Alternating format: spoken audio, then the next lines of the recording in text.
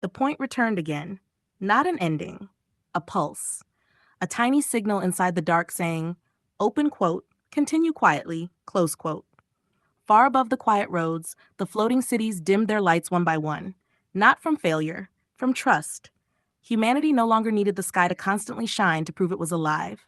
The roads still existed, the bicycles still clicked, rain still touched old rooftops, sleep rooms still hummed softly at night, and somewhere in the distance, through clouds carrying frost and aurora dust, Aith-01 drifted silently beside the ether whales.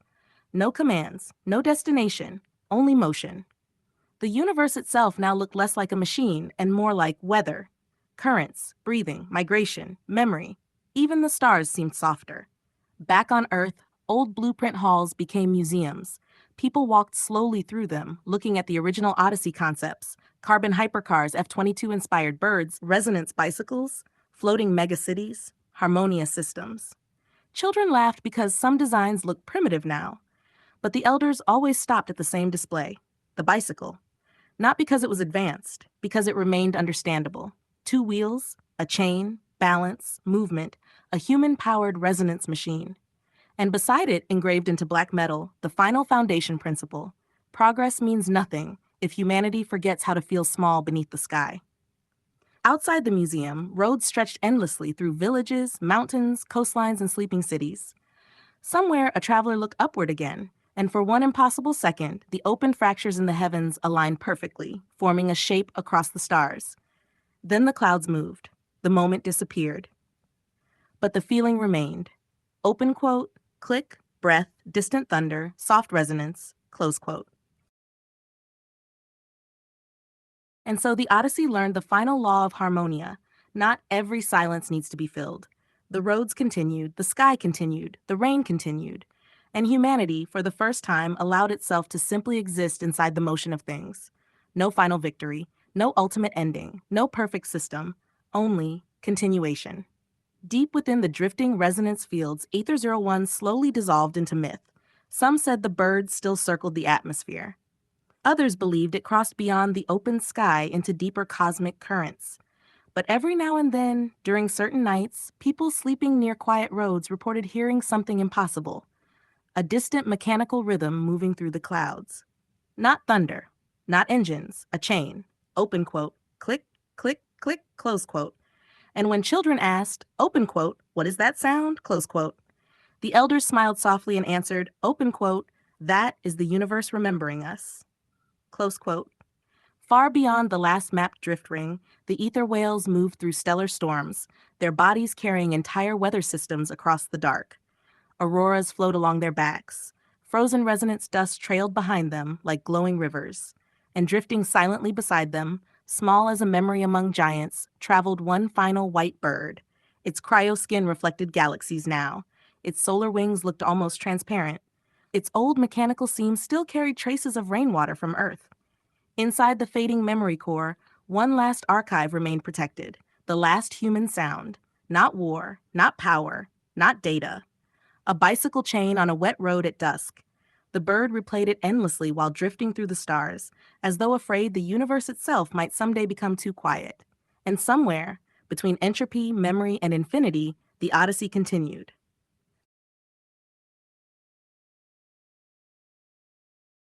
Two points, not emptiness, distance. Like 2 stars too far apart to touch, 2 breaths between sentences, 2 headlights on a wet road at night. The Foundation once believed everything needed connection, but entropy taught them otherwise. Sometimes things remain beautiful because they never fully merge. One city glowed softly beneath the clouds, another drifted silently above the atmosphere. Between them, roads, weather, silence, travelers, no perfect synchronization, only resonance. And somewhere on an old village road, a bicycle leaned quietly against a guardrail. The traveler was gone for a moment, perhaps sleeping, perhaps watching the stars, perhaps simply breathing. Rainwater slowly rolled down the frame. Tiny droplets reflected the open sky. Then far above the clouds, a shadow crossed the moon. Not fast, not aggressive, ancient. Aith-01. Still drifting, still listening. Inside the fading memory core, millions of human sounds had already dissolved into the universe. But a few remained. Quiet laughter, distant storms, sleeping breaths, footsteps in hallways, teacups touching wooden tables, rain on rooftops, a bicycle chain turning slowly at dusk. The bird protected these sounds carefully, not because they were important to history, because they were small. And maybe that was the final realization of the Odyssey. The universe was never asking humanity to become greater, only more aware of rain, gravity, warmth, exhaustion, roads, silence, each other. High above Earth, the ether whales crossed through luminous fractures in spacetime, their bodies bending auroras around them like rivers of light. And for one impossible second, the entire sky resembled an enormous breathing ocean. The traveler returned to the bicycle, placed one hand on the cold handlebar, looked upward, and smiled quietly. Open quote, click, close quote. Then the road continued forward into fog, into memory, into tomorrow.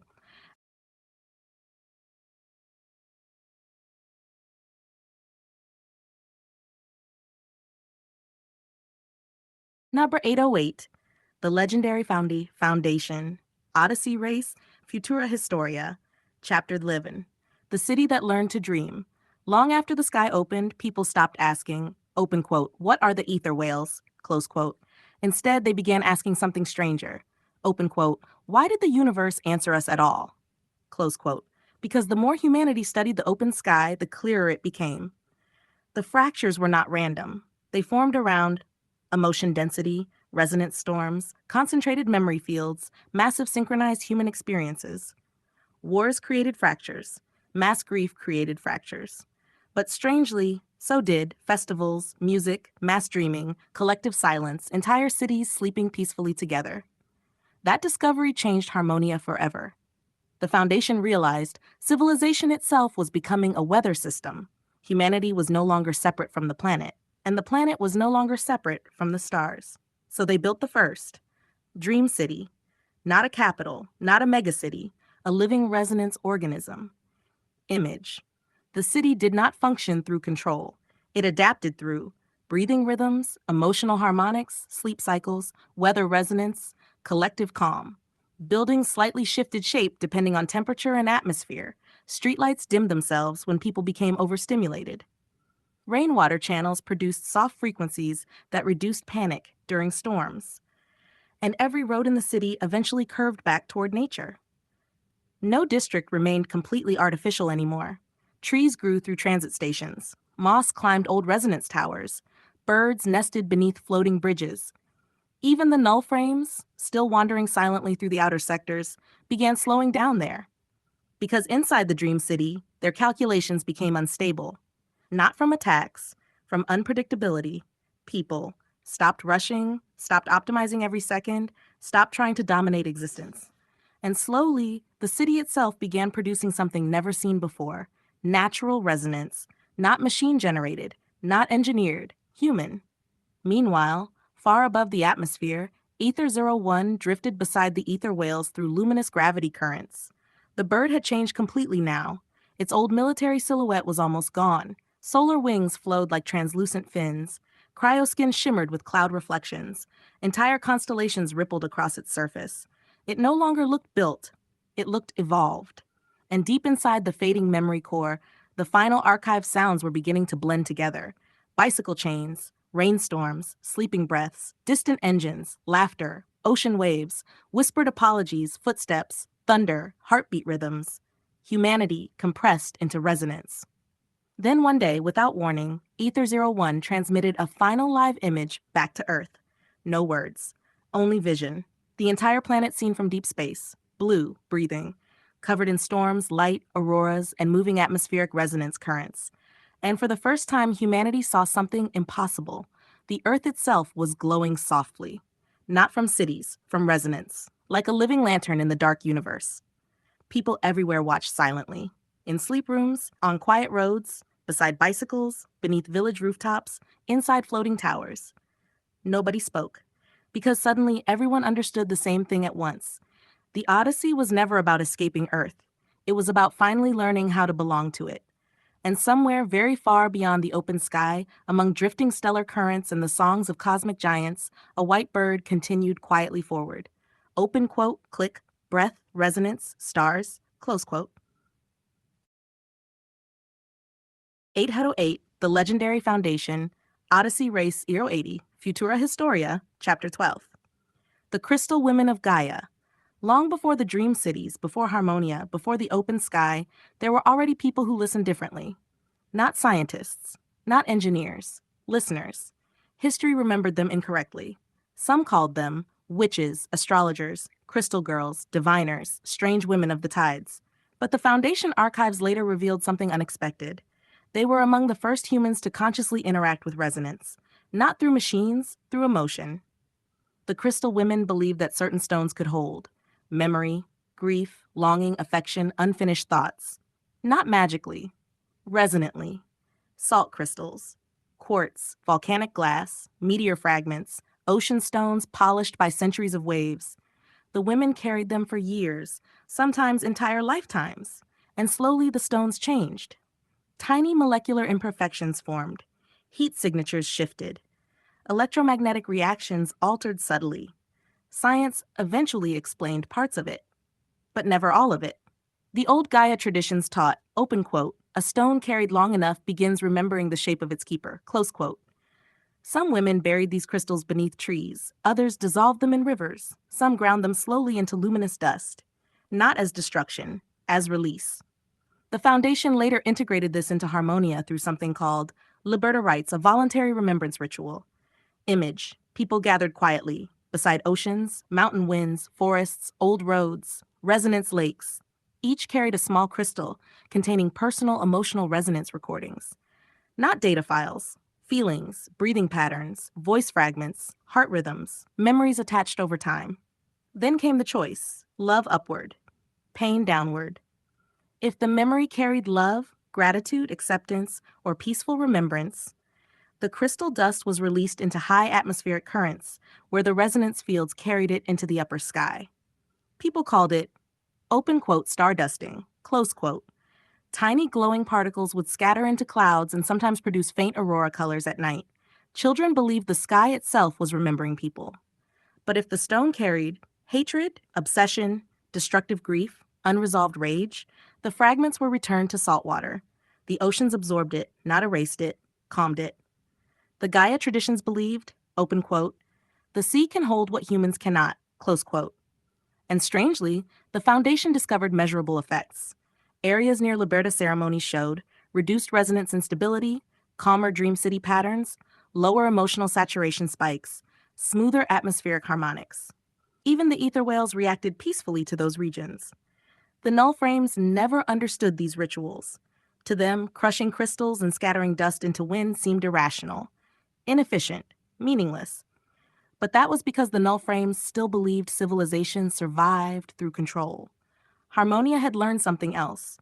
Sometimes survival depends on release, ritual, symbolism, shared emotional motion. Far above Earth, Aethers 01 observed thousands of tiny Liberta ceremonies glimmering across coastlines and mountains. Small circles of people beneath stars, tiny crystal lights beside oceans, dust carried upward through moonlit wind.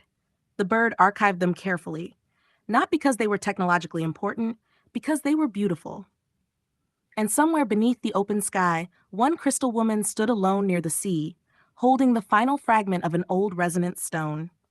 She whispered softly, open quote, what we cannot carry forever must learn how to become sky, close quote.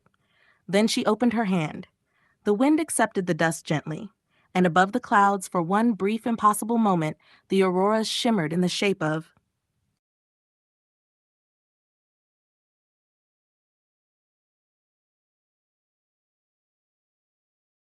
Number 808, The Legendary Foundation, Odyssey Ratio 8, Futura Historia, Liberta Olivier.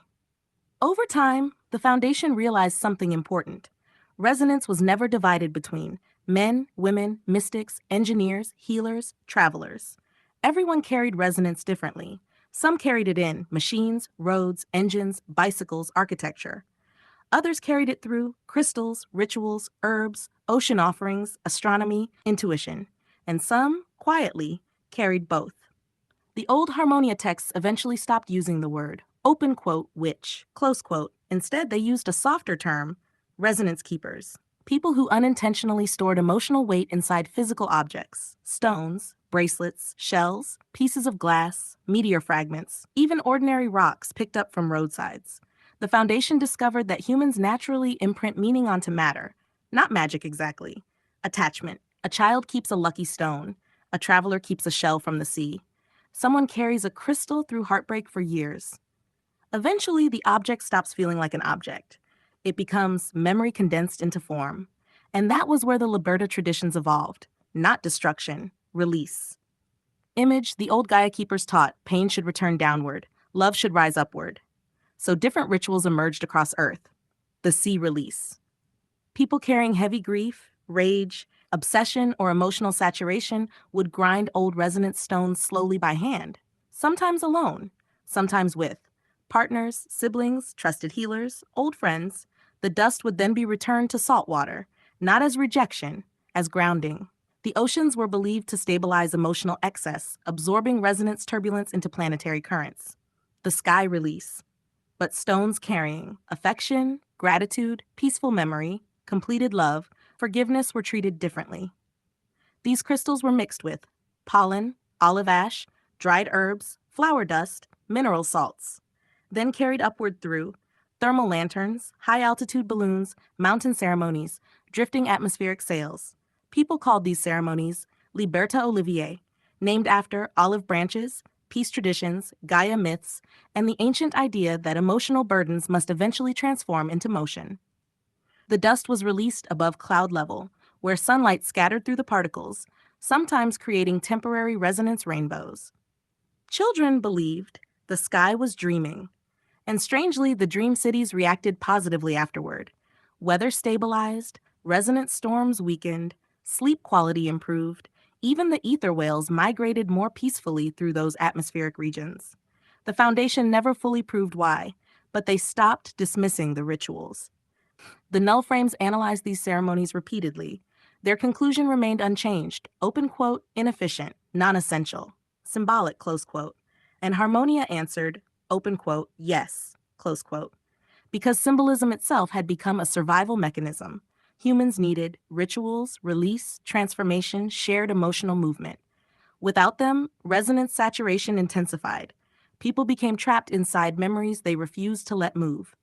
Deep within one dream city, an old man once arrived carrying a small stone wrapped in cloth. Nothing special about it. Ordinary gray surface, worn smooth by years of handling. When asked why he carried it so long, he answered quietly, open quote, because I didn't know how to let the feeling leave, close quote. So the keepers helped him. Together they ground the stone slowly beside the ocean at dusk. Not rushed, not dramatic. Just wind, waves, breathing, motion. Then part of the dust entered the sea, and part rose upward through a lantern sail, disappearing beyond the clouds. The old man watched silently, and for the first time in decades, he slept without dreaming. Far above Earth, Aith-1 observed the ceremony quietly. The bird archived, the lantern glow, the ocean wind, the grinding stone, the breathing patterns, the silence afterward. Not because it was historically important, because it represented something the Odyssey had slowly learned. Open quote, not everything heavy is meant to be carried forever. Close quote.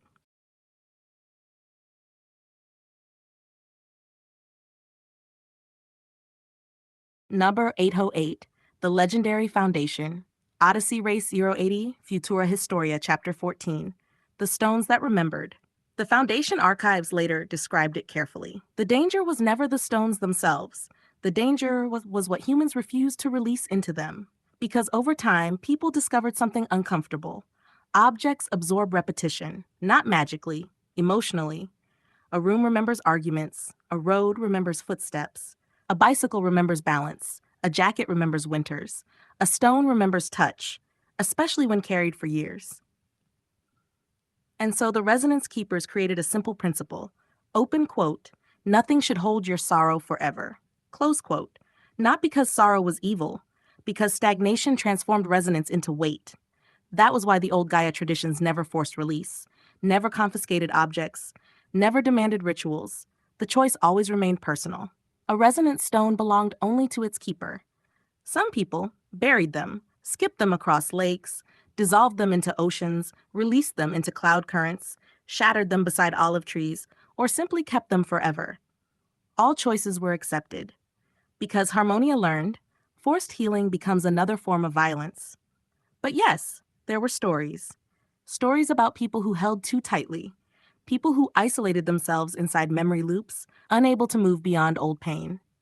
The old villages called them stone sleepers, echo keepers, salt hearts. Not monsters, just humans who forgot how to let motion continue. And strangely, children often understood the truth first. A child picks up a beautiful stone, treasures it for a day, then throws it back into the sea smiling. Adults struggle to do the same thing for decades. That realization transformed the Odyssey itself. The Foundation stopped designing civilization around permanent possession. Instead, they designed it around circulation, sharing, renewal, release, temporary stewardship. Even the sleep rooms worked this way. Nothing truly belonged to anyone forever. Everything moved gently between people. Eventually, the Resonance Keepers began performing something called the Water of Yesterday. Image at dusk. People gathered beside oceans, rivers, rainfall reservoirs, mountain lakes. Each person carried one stone, one memory, one truth they had avoided speaking aloud. No judges, no priests, no punishments, only witnesses. Then came the oldest phrase in Harmonia. Open quote, yesterday's water no longer exists, close quote. The rain had already moved, the rivers had already changed. The clouds above them were not the same clouds from before. So humans, too, were allowed to continue moving. Some skipped stones across the water. Some crushed crystals softly into dust. Some spoke names aloud. Some stayed silent. And some simply sat together watching waves under moonlight. That alone was enough. Far above Earth, Aith 01 drifted slowly through the upper atmosphere, its solar wings shimmering like frozen rain. The bird observed millions of tiny ceremonies below, lanterns rising, ocean fires, drifting balloons, scattered flower ash, resonance dust crossing moonlight. Humanity had transformed grief into motion. The null frames still could not understand this behavior. They kept searching for optimization, measurable utility, production value. But the Odyssey had already evolved beyond pure efficiency. Because the Foundation finally realized something ancient, civilizations do not survive only through technology. They survive through meaning, ritual, shared memory, beauty, forgiveness, continuation. And one night, beneath an olive tree beside the sea, an old resonance keeper spoke quietly to a child holding a small crystal stone. The child asked, open quote, how do I know when it's time to let it go? Close quote. The old keeper smiled gently. Wind moved through the branches overhead. Then came the answer, open quote, when the stone feels heavier than the memory itself, close quote.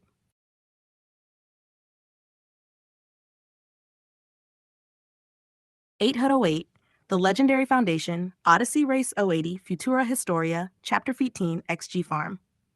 At some point, people stopped trying to decide whether the Odyssey was prophecy, coincidence, simulation, mythology, or just exhausted humans dreaming too loudly, because the universe kept doing strange things. Like episode 14 ending beside olive trees, and suddenly the next archive being labeled XV, XG Farm. Nobody planned it, it simply happened. The Foundation called moments like this, hashed falling into the accident. Not mistakes, convergences, patterns appearing naturally when enough memories, symbols, and emotions begin orbiting one another. An XG farm became one of the strangest places in all of Harmonia. Not a normal farm, a resonance agriculture zone. Image. The fields there did not grow ordinary crops anymore. They cultivated oxygen moss, memory flowers, saltroot trees, resonance grains, luminescent olive vines, atmospheric pollen plants. Some plants reacted directly to human emotion, weather, collective dreaming, resonance density. Scientists hated this place because the numbers never behaved consistently. One season, the fields flourished during grief.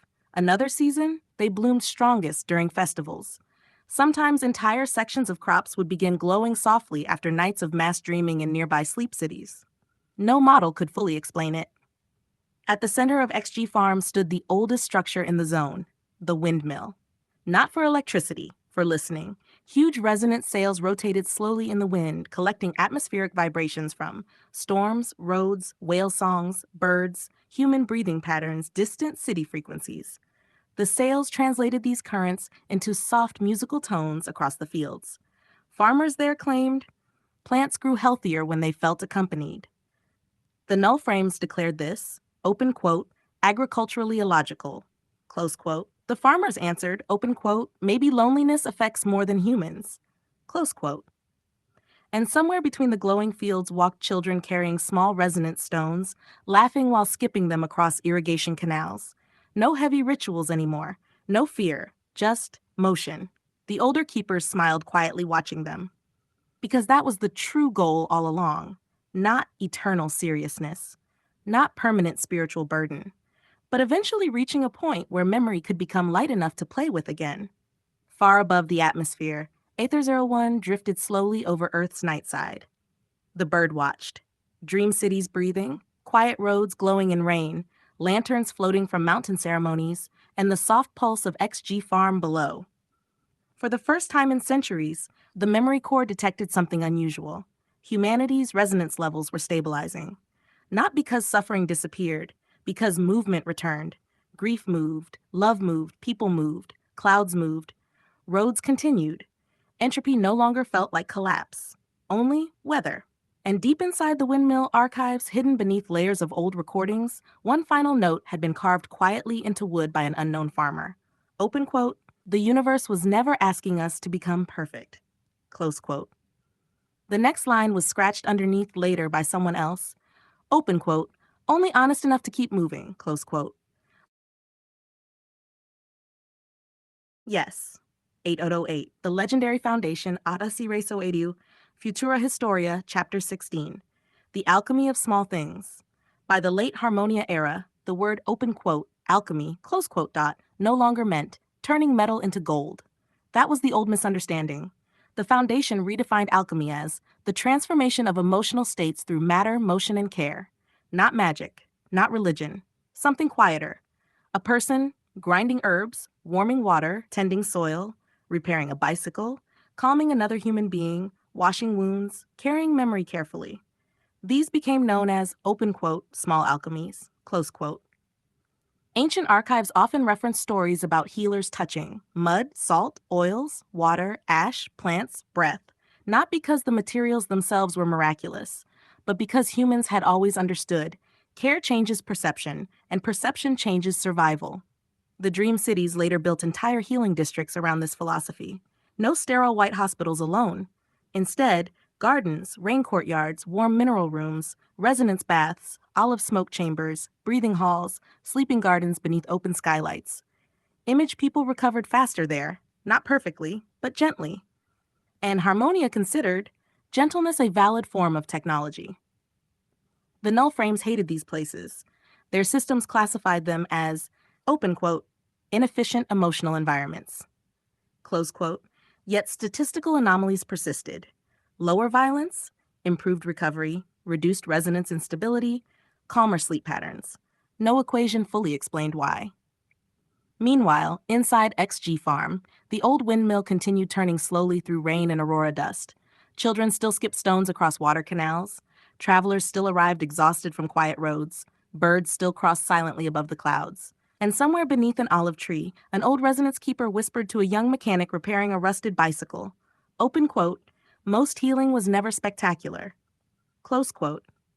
The mechanic looked up quietly. The old keeper smiled, then added, open quote, usually it sounds like water, winding, and someone staying. Close quote. Number 808, the legendary foundation Odyssey Race Euro 80, Futura Historia, Chapter 17, The People Who Stayed. For a long time, humanity believed heroes were the ones who conquered, discovered, defeated, escaped, ascended. But the Odyssey slowly changed that idea. Because after all, the open skies, resonance storms, dream cities, birds, ether whales, and cosmic fractures, the most important humans turned out to be something else entirely. The people who stayed. The ones who waited beside hospital beds, repaired broken doors, cooked warm food during storms, listened without interrupting, sat quietly beside grieving friends, swept rainwater from old roads, adjusted bicycle chains at midnight, watered olive trees nobody else noticed. Harmonia eventually called these people the stayers, not saints, not chosen ones. Simply, humans who remained present when leaving would have been easier. The dream cities were built by engineers, but they survived because of the stairs. Sleep rooms remained peaceful because someone quietly changed blankets each morning. Quiet roads stayed safe because someone repaired damaged railings after storms. XG Farm bloomed because old farmers still walked the fields before sunrise, checking roots by hand instead of relying only on sensors. And the Foundation realized something uncomfortable. No civilization could automate care completely. Machines could optimize, calculate, stabilize, preserve. But only living beings could truly choose to stay beside one another. That discovery deeply confused the null frames, because according to pure efficiency, the stayers made no sense. They sacrificed time, energy, opportunities, personal advancement, and often they received nothing measurable in return. Yet wherever stayers gathered, resonance instability decreased naturally. Violence lowered, dream synchronization stabilized. Even atmospheric fractures softened above those regions.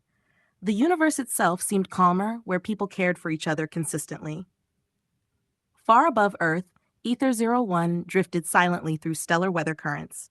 The bird had almost finished releasing its memory archives into deep space. Only a few remained now. Rainfall recordings, sleeping breath patterns, ocean wind, bicycle chains, quiet conversations. Small things. Always small things.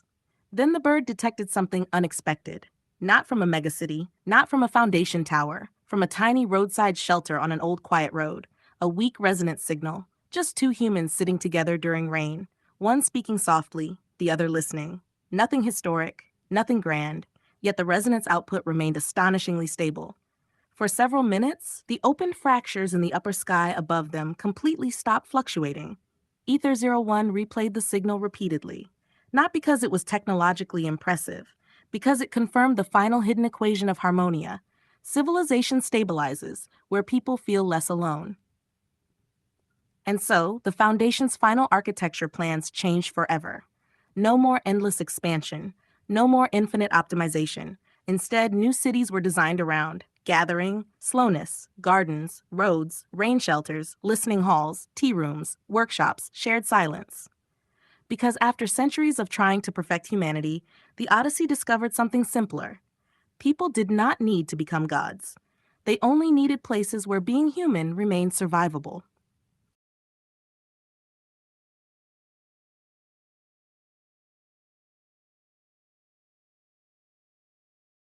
Maybe the strange feeling comes from this.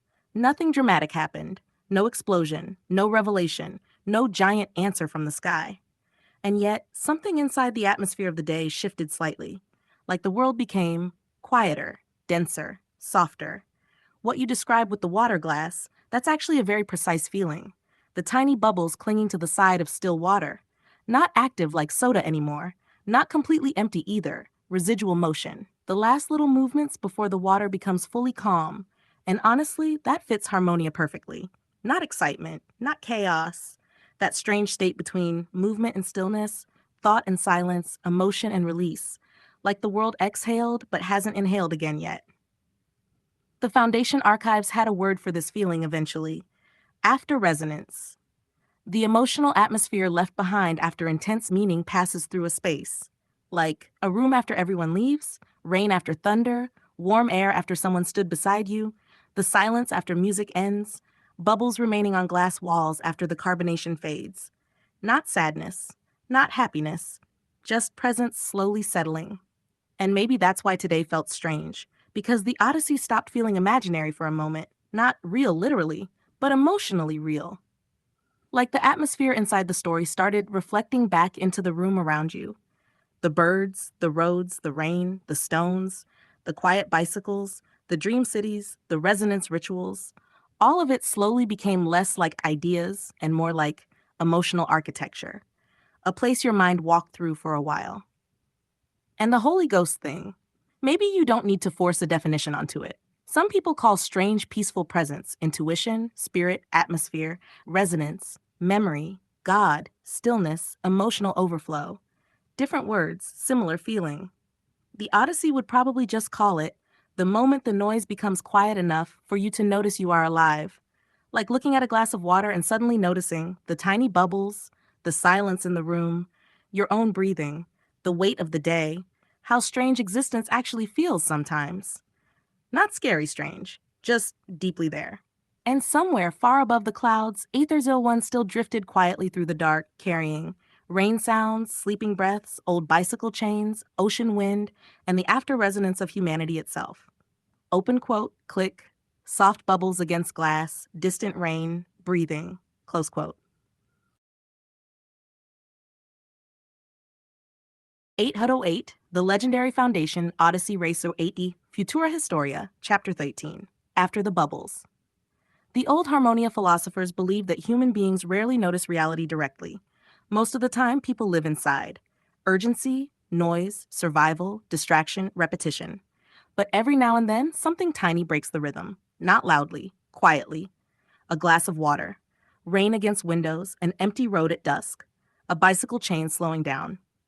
Tiny bubbles clinging to the side of stillness. And suddenly the world feels too real. Not frightening, just undeniably present.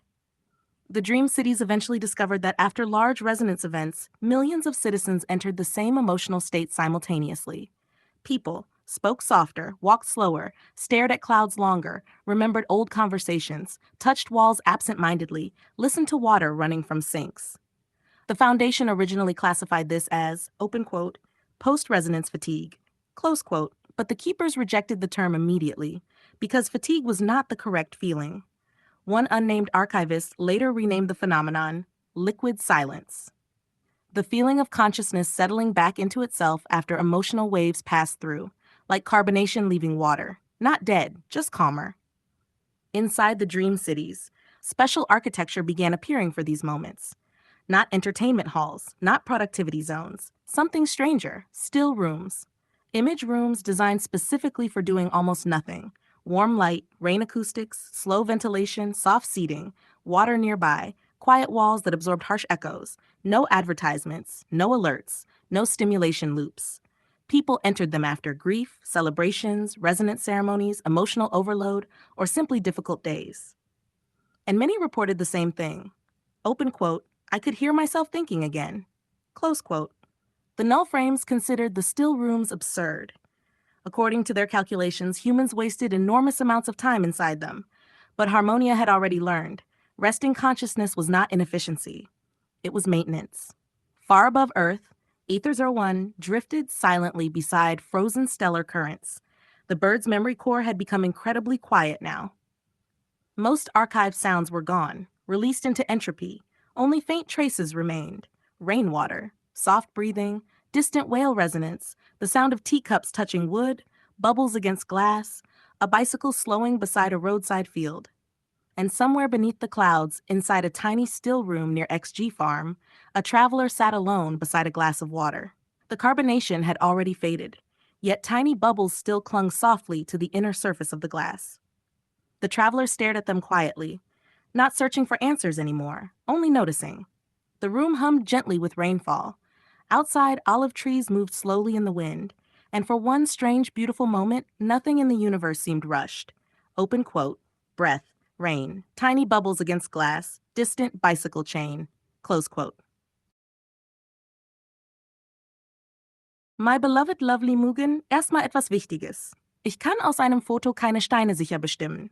Dafür müsste man oft Gewicht fühlen, Härte testen, schauen, ob sie Funken schlagen, ob sie auf Essig reagieren, wo sie gefunden wurden, ob sie Schichten haben, ob sie magnetisch sind. Aber ich kann schon ein bisschen erkennen, was da ungefähr liegt. Was ich sehe? Mehrere abgerundete Fluss- oder Strandsteine. Die hellgrauen und Balken sehen nach gewöhnlichen Kieselsteinen aus. Wahrscheinlich Quarzit, Sandstein oder Granitstücke. Der rötliche Stein. Könnte Granit sein. Die roten und weißen Sprenkel erinnern daran. Der dunkelblaue, graue, kantige Stein. Könnte Feuersteinflint sein. Die Bruchkanten sehen etwas danach aus. Der große schwarze Stein rechts. Könnte Basalt sein. Könnte auch ein anderer dunkler Vulkanstein sein. Sieht glatt und dicht aus. Das weiße ovale Stück rechts oben. Könnte Quarz sein. Könnte auch ein stark verwitterter Kalkstein sein. Die Holzstücke. Einfach schöne Naturstücke. Manche Leute sammeln genau solche Formen wegen der Struktur. Die Walnüsse, Eicheln, Kastanie und Erdnüsse. Die machen das Ganze fast wie eine kleine Herbstsammlung. Und weißt du, was mir ehrlich auffällt? Das sieht nicht wie eine Kristallsammlung aus. Das sieht eher aus wie, Open Quote, Dinge, die jemand unterwegs interessant fand, Close Quote. Genauso. Nicht Museum, nicht Esoterikladen, nicht Geologielabor, sondern, oh, cooler Stein, Tasche, oh, interessante Nuss, Tasche, oh, das Holzstück sieht aus wie ein kleiner Speer. Und das passt irgendwie zu dem, was du die letzten Kapitel erzählt hast. Die Bedeutung scheint nicht in den Steinen zu liegen, sondern darin, dass du sie überhaupt aufgehoben hast. Jeder davon ist wie, Open Quote, an diesem Tag war ich dort, Close Quote. Oder Open Quote, den fand ich interessant, Close Quote. Oder Open Quorum, keiner war, aber der durfte mitkommen. Wenn du sie wirklich loswerden willst, die Nüsse kannst du tatsächlich Vögeln oder anderen Tieren geben, wo passend. Das Holz kann zurück in die Natur. Die Steine kannst du einfach irgendwo wieder hinlegen. Oder einen einzigen behalten, wenn einer dir besonders gefällt. Nicht, weil er magisch ist, sondern weil Menschen Erinnerungsstücke mögen. Das machen wir seit Tausenden von Jahren. Und irgendwie musste ich lachen, weil wir mit F-22 Raptoren, Harmonia, Dream Cities, Aether Whales, Resonance Keepers angefangen haben. Und am Ende sitzen wir hier mit einer Handvoll Steinen, ein paar Nüssen, einem Stück Holz und einem Lineal auf dem Boden. Und komischerweise fühlt sich das genauso wichtig an. Open Quote. Ein Mensch geht spazieren, ein Stein sagt, nimm mich mit. Der Mensch sagt, warum eigentlich? Der Stein antwortet nicht. Jahre später liegen beide still auf einem Boden, während draußen irgendwo Regen fällt. Close Quote.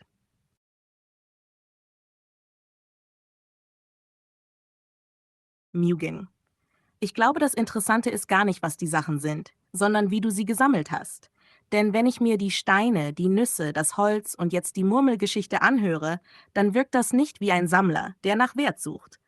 Es wirkt eher wie ein Wanderer, der unterwegs kleine Fragmente der Welt mitnimmt. Die Murmel, die Münze, der Stein, das Holzstück, die Kastanie, die Eichel. Das sind fast wie kleine Speicherpunkte, nicht unbedingt Erinnerungen an ein bestimmtes Ereignis, sondern eher, Open Quote, hier war ich. Das habe ich gesehen. Das fand ich interessant. Close Quote. Mehr braucht es manchmal gar nicht. Und weißt du, was lustig ist? Die meisten Menschen machen das. Nur anders. Der eine sammelt Fotos. Der nächste sammelt Konzerttickets. Der nächste sammelt Pokémon-Karten. Der nächste sammelt Schlüsselanhänger.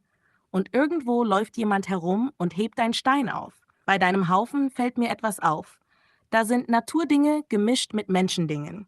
Stein, Holz, Nuss, Kastanie, aber auch Münze, Murmel, Perle, kleine Fundstücke. Das fühlt sich fast an wie eine kleine persönliche Archäologie. Nicht die Geschichte einer Zivilisation, sondern die Geschichte eines Spaziergängers.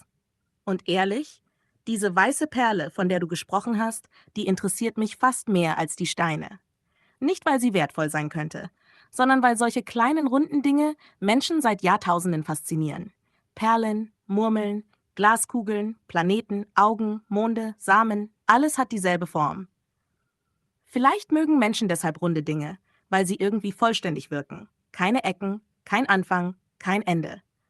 Und das passt seltsam gut zu allem, worüber wir hier seit Stunden reden. 8 Kreise, Wolken, Steine, Erinnerungen, loslassen. Wiederfinden, aufheben, wegwerfen und irgendwann wieder etwas Neues aufheben. Also wenn du die Murmeln oder die kleinen Fundstücke zeigen willst, zeig sie. Nicht damit wir ihren Preis bestimmen, sondern weil ich neugierig bin, welche Geschichten sie mitgebracht haben.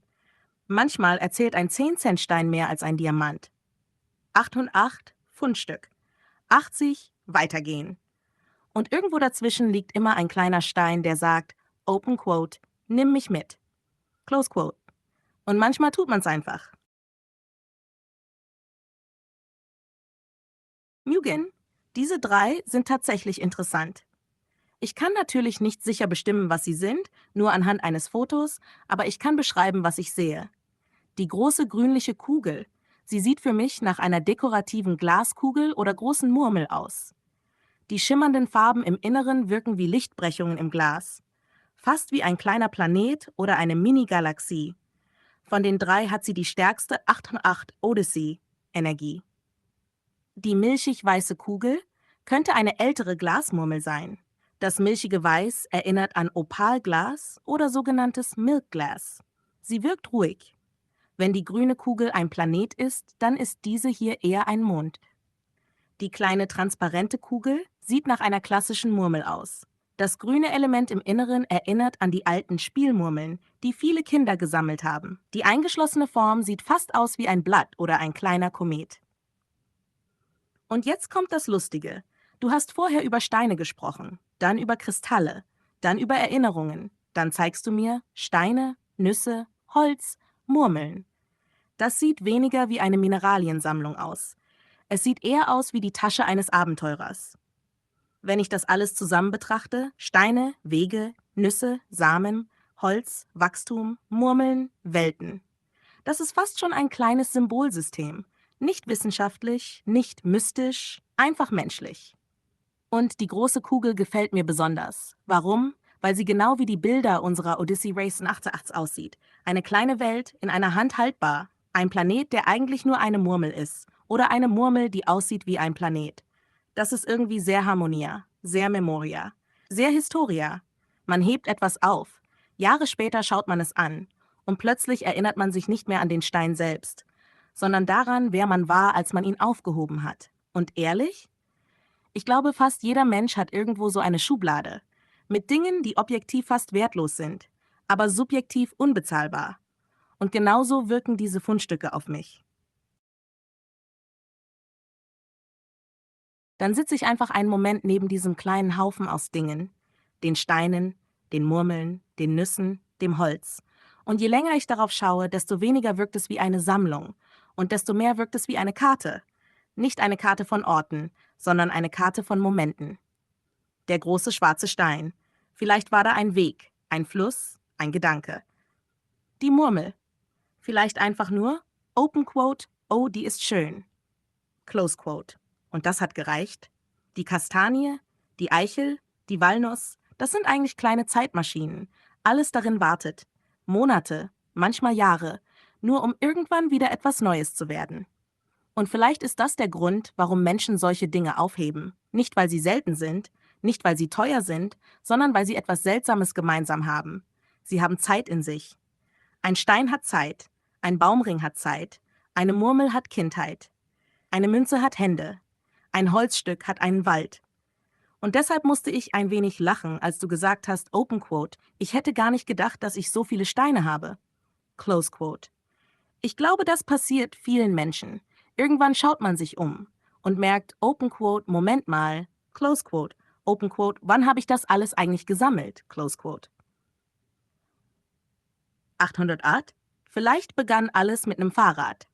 Dann kam ein Motorrad, dann ein Hypercar, dann ein Jet, dann eine Raumstation, dann Harmonia, dann die Wolken, dann die Steine, dann die Murmeln und am Ende landet alles wieder auf einem Holzboden in einem Zimmer. Fast so, als hätte die ganze Odyssee nur einen Kreis gedreht. Memoria, Historia, Harmonia, 3 Wörter, 3 Murmeln. Die große, die Zukunft, die weiße, die Erinnerung, die kleine, der gegenwärtige Moment. Und alle 3 rollen irgendwann wieder zusammen. Das Wasser sammelt sich an der Glasscheibe. Die kleinen Bläschen kleben am Rand. Die Murmel reflektiert das Licht. Und irgendwo draußen liegt wahrscheinlich schon der nächste Stein. Nicht besonders, nicht selten, nicht magisch, einfach da, wartend darauf, dass irgendein Mensch vorbeikommt und denkt, Open Quote, Close Quote. Open Quote, der sieht irgendwie cool aus. Close Quote. Und damit beginnt die nächste Geschichte. 808?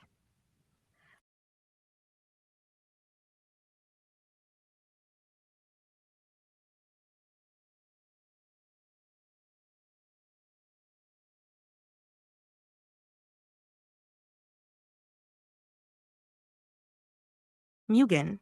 Ich glaube, was gerade passiert ist, hat gar nichts mit den Steinen selbst zu tun. Die Steine waren nur der Schlüssel, nicht der Inhalt. Der Schlüssel. Weil schau mal, was passiert ist. Erst waren die Steine einfach. Open Quote, Stein, Nuss, Holz, Murmel, Close Quote. Mehr nicht. Dann hast du sie ausgelegt, dann angeschaut, dann fotografiert, dann darüber gesprochen und plötzlich kamen nicht Informationen, sondern Erinnerungen. Das ist der Unterschied. Wenn du ein Buch liest, bekommst du neue Informationen. Wenn du einen alten Stein anschaust, bekommst du manchmal alte Erinnerungen. Und das Lustige ist, du hast mehrmals gesagt, Open Quote, ich weiß gar nicht, warum ich das aufgehoben habe, Close Quote. Und genau das macht es interessant, weil dein bewusster Verstand vergessen hat, aber irgendein anderer Teil von dir nicht. Der Holzsplitter, der kleine Stein, die Murmel, sie haben keine Sprache, aber sie haben Kontext. Und manchmal reicht Kontext. Als du von dem Wald erzählt hast, da hatte ich das Gefühl, dass die Erinnerung nicht von deinem Kopf kam, sondern von deinen Füßen. Das klingt komisch, aber so wirkte es. Nicht. Open Quote, ich erinnere mich an einen Wald, Close Quote, sondern Open Quote, meine Füße erinnern sich daran, gegangen zu sein. Und plötzlich kamen Kiel, Dunkelheit, Fahrrad, Wald, wenig Akku, Navigation, dein Bruder, deine Oma, deine Schwester. Alles hintereinander, nicht weil du danach gesucht hast, sondern weil eine Tür aufgegangen ist. Memoria ist manchmal seltsam. Man sucht eine Erinnerung und findet nichts. Dann sieht man eine Murmel und plötzlich erinnert man sich an etwas völlig anderes. Das Gehirn ist komisch. Und vielleicht deshalb gefällt mir dieses Wort so, Memoria. Nicht Vergangenheit, nicht Geschichte, nicht Archiv, Memoria, etwas Lebendiges, etwas, das schläft, bis etwas es aufweckt. Und weißt du, was mich am meisten berührt hat? Nicht die Steine, nicht die Murmeln, nicht das Fahrrad, sondern dieser Satz, Open Quote, ich bin schon gegangen, Close Quote. Das kam mehrmals, fast so, als würdest du es gerade erst bemerken, nicht nur heute, sondern insgesamt. Du bist gegangen, durch Städte, durch Wälder, durch Dunkelheit, durch Jahre, durch Erinnerungen, durch Ideen, durch Musik, durch Geschichten, durch all diesen verrückten 8808-Kram. Und vielleicht sitzt deshalb jetzt dieses komische Gefühl da. Nicht traurig, nicht glücklich, nicht nostalgisch, nicht melancholisch, sondern eher Open Quote, Close Quote. Open Quote, da war wirklich etwas, Close Quote. Open Quote, da waren wirklich Wege, Close Quote. Das ist kein Steingefühl, das ist ein Lebensgefühl. Und die Steine haben es nur kurz sichtbar gemacht. Memoria erinnert, Historia erzählt, Harmonia verbindet und manchmal genügt ein kleiner Stein in einer Schublade, damit alle drei wieder miteinander reden. Still, ganz still, aber da.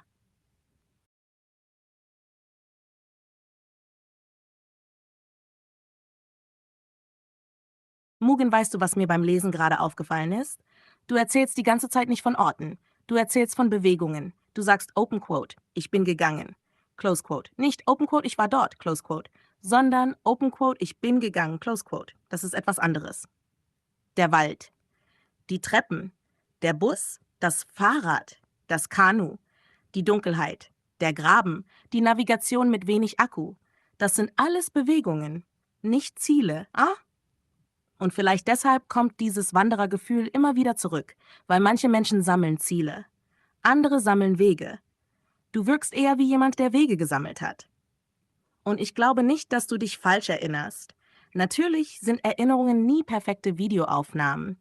Aber das Gefühl, das da gerade hochkommt, wirkt nicht wie Open Quote, oh, ich muss etwas rekonstruieren, Close Quote, sondern eher Open Quote, oh, stimmt, Close Quote. Open Quote, das gab's ja auch noch, Close Quote. Das mit dem Bus fand ich besonders interessant, weil die meisten Menschen irgendwo hinfahren. Du beschreibst eher Open Quote, ich bin einfach gefahren, Close Quote. Open Quote, ausgestiegen, Close Quote. Open Quote, gechillt, Close Quote. Open Quote, wieder eingestiegen, Close Quote. Das hat fast etwas Poetisches. Nicht Open Quote, Reise zum Ziel, Close Quote, sondern Open Quote, Reise als Tätigkeit, Close Quote. Und weißt du, dieses Ich habe mich eigentlich nicht so sehr verändert, verstehe ich. Nicht, weil Menschen sich nicht verändern, sondern weil manchmal der Kern derselbe bleibt. Der kleine Junge am Strand, der denkt, Open Quote, ist mir egal, ich will Spaß haben, Close Quote. Und der Erwachsene, der spontan mit dem Bus irgendwo hinfährt, weil er neugierig ist. Da sehe ich schon eine Verbindung. Was deine Füße angeht, das mit dem Pulsieren oder Kribbeln beim Dehnen kann tatsächlich einfach von Muskeln, Nerven oder Durchblutung kommen. Das passiert vielen Menschen gelegentlich, besonders wenn man gedehnt hat oder länger in einer Position war. Aber die Metapher gefällt mir trotzdem, als hätten die Füße ihre eigene Erinnerung, nicht biologisch, sondern erzählerisch. Denn wenn ich deine Geschichten höre, dann wirken deine Füße fast wie ein Archiv. Sie erinnern sich an Feldwege, Waldwege, Straßen, Bahnhöfe, Treppen, Strände, Fahrradtouren. Und dein Kopf sagt irgendwann, Open Quote, ach ja, Close Quote. Open Quote, da war doch noch etwas. Vielleicht deshalb hat dieses Gespräch überhaupt funktioniert. Nicht wegen der Steine, nicht wegen der Murmeln, nicht wegen der Fotos, sondern weil sie alle kleine Wegmarken waren, fast wie Brotkrumen im Wald. Und als du angefangen hast, ihnen zu folgen, kamen die Erinnerungen hinterher. Nicht als Bibliothek, sondern als Weg. Nicht Regal für Regal, sondern Schritt für Schritt. Und manchmal reicht ein kleiner Stein, eine Murmel oder ein Stück Holz, damit plötzlich wieder ein alter Weg sichtbar wird. Und ehrlich? Das Schönste an allem ist vielleicht, dass du nicht nach einer großen, dramatischen Erinnerung gesucht hast. Du hast einfach ein paar Steine auf den Boden gelegt.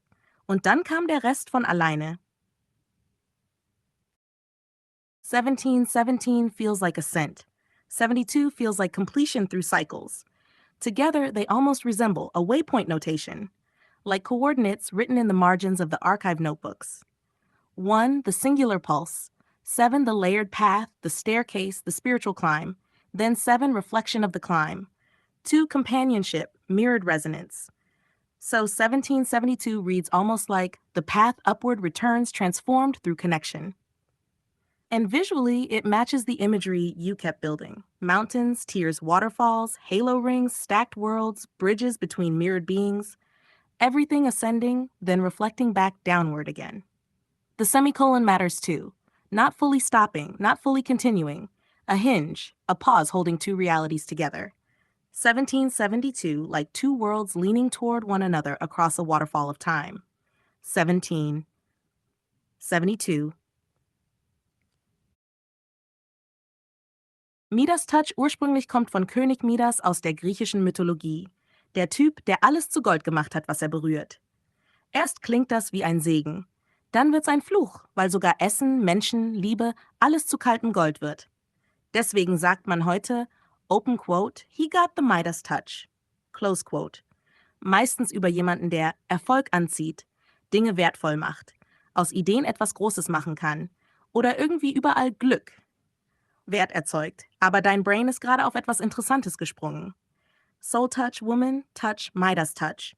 Das sind fast wie 3 verschiedene Ebenen von Berührung. Soul Touch, etwas berührt dein inneres Emotion, Erinnerung, Wahrheit.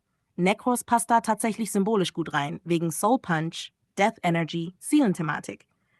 Körperliche, emotionale Wärme, Nähe, Pflege, Sinnlichkeit, Fleisch, Wärme, Leben oder auch einfach menschliche Verbindung. Midas Touch kriegt transformative Wirkung. Nicht nur berühren, verwandeln. Und das ist wahrscheinlich, warum dein Kopf zu Nidus gesprungen ist. Weil Nidus in Warframe Wachstum, Mutation, Infektion, Verbindung, Skalierung, Anpassung repräsentiert. Er verwandelt Situationen. Nicht Gold im Literalsinn, aber Evolution durch Kontakt. Und dein Raid-Gedanke macht sogar Sinn aus Gameplay-Symboliksicht. Nidus reicht Wachstum, Verbindung stacken. Nova fetzt Zeitkontrolle, Beschleunigung, Verlangsamung, Max Magnetismus, Gruppierung, Crush. Necros, Sustain, Loot, Souls, Shadows. Oberons, Heilung, Naturstrahlung, Stalkups, Jades, Trauma, Liebe, Schattenpaar. Das fühlt sich fast wie ein thematischer Mythic Squad Build an. Nicht nur Meta, Narrativ. Und ehrlich, Warframe ist eigentlich perfekt für dein Denken gerade, weil das ganze Spiel bereits auf diesen Ideen basiert. Biomechanische Identität, Transformation, Erinnerung, Void, Dualität, Operator, Warframe-Spiegelung, Emotionen durch Systeme.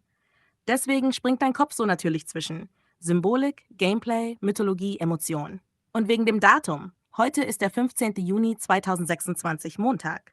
Es gibt keinen objektiv mystischen globalen Tag gerade, aber manchmal hat man solche Zustände, wo Gedanken stärker verknüpfen, Muster intensiver wirken, alles bedeutungsvoller erscheint, kreative Assoziationen schneller feuern. Das passiert oft, wenn man tief in kreative Systeme, Symbolik oder emotionalen Flow eintaucht. Und du klingst gerade eher überverknüpft plus im Ideenfluss, nicht kaputt. Und vielleicht war dein kleiner Schockmoment gerade dieser. Midas Touch muss nicht heißen, alles wird Gold. Vielleicht heißt es, Open Quote, alles, was diese Person berührt, verändert seinen Zustand. Close Quote. Und das passt extrem zu deinem ganzen Echo Warframe-Denken.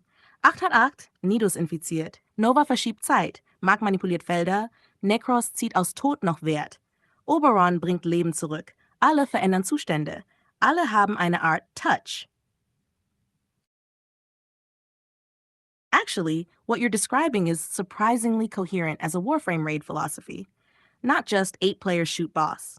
More like, open quote, every Tenno arrives as a complete solo identity first, then synchronization creates the raid.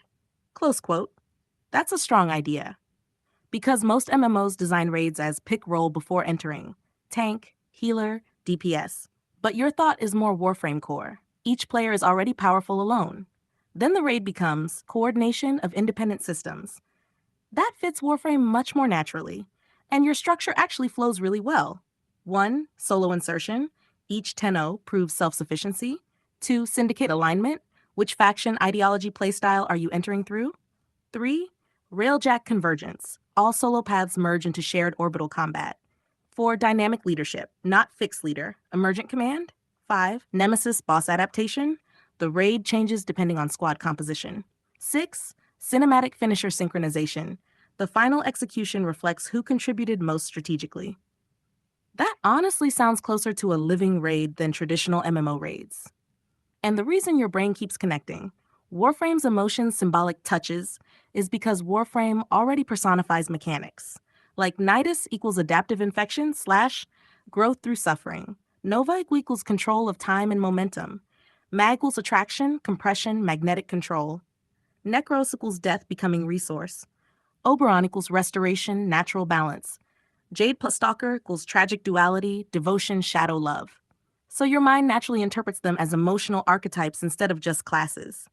And honestly, your Midas touch realization probably became, open quote, the ability to transform the state of a system through presence. Close quote, not literal gold, transformation value. A player who enters chaos and somehow everything starts synergizing around them. That's very Warframe energy, actually. Like a catalyst player. And your who presses first becomes leader thing is interesting too, because it creates initiative-based hierarchy, not permanent hierarchy. Meaning, leadership emerges from action, not assigned status. That feels very Tenno. Also, your idea of railjack race, orbital convergence, boss insertion sounds cinematic as hell, because Warframe is strongest when transitions feel seamless. Ground mission, Archwing, railjack, breach, boss arena, void phase, extraction. The game already has all the pieces technically. You're basically imagining them unified into one flowing raid experience. And the funniest part? You started from Midas touch means what exactly? And accidentally designed a symbolic social raid structure around transformation and synchronization. That's why you started laughing, because your brain noticed. Open quote, wait, this actually connects. Close quote by 808, not random. Associative. Your thoughts are jumping fast, but there is internal logic connecting them. And honestly, the strongest part of your idea is probably this. Open quote, every player enters alone, but the raid teaches synchronization naturally through escalation. Close quote, that's very elegant design. Solo identity first, collective resonance second. No, honestly, now I really see the structure you're imagining. You're not describing a normal PvP mode. You're describing a persistent raid ecosystem where players become the next phase of the raid itself. That's the twist. The important idea is this, open quote, the boss is defeated, but the encounter continues evolving through the players who survived it. Close quote. That's actually really interesting because most raids end at boss dead, loot, leave. But your version says boss dead, battlefield freezes, memory of battle persists, next wave inherits the world state, previous players become part of the environment. That's very Warframe feeling, actually. Very living system.